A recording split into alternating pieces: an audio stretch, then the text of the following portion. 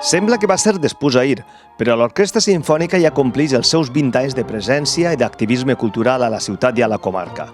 Consolidada ara com a orquestra resident del Teatre Chegaray, l'Orquestra Caixa Ontinyent ha celebrat un concert commemoratiu de les 2 dècades d'activitat artística. I ho ha fet amb una interpretació que ha comptat amb un ventall important de col·laboradors, començant per la direcció, perquè els músics han estat sota la batuta d'un director destacat, titular de la Banda Municipal de Santander i amb un llarg recorregut per orquestres de tot el món. Quan venim així a projectes que podem anomenar pedagògics, canviem automàticament el xip i ho mirem ja d'una altra forma, i ho mirem amb molt més carinyo que anar a dirigir a grans sales de concerts.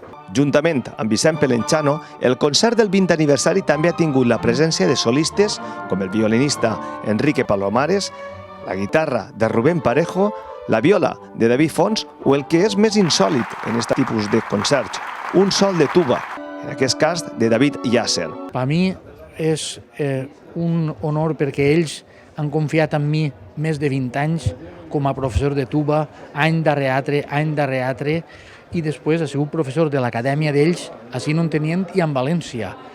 I han vingut alumnes de tota Espanya. I estic molt agraït a ells que confiaren en mi. Els solistes han demostrat la seva implicació personal en un projecte com el de l'Orquestra Simfònica Caixa Ontinyent, amb el que venen col·laborant des de fa temps.